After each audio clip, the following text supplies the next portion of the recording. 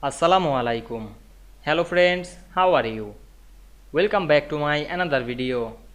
In this video I am going to show you how to split text into two columns of table in Microsoft Publisher. Let's get started. Firstly, we have to open a Publisher document. Now we want to split text into two columns of table. Firstly, insert a table. Go to the insert menu, then click the table option and insert a table. Then resize the table some bit. Now we can see here we insert a table. Now we write anything on this table cells.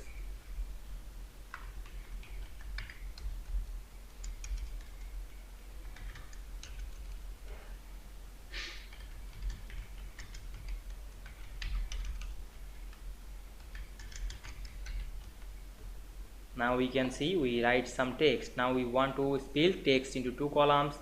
Select the two columns and go to the layout menu.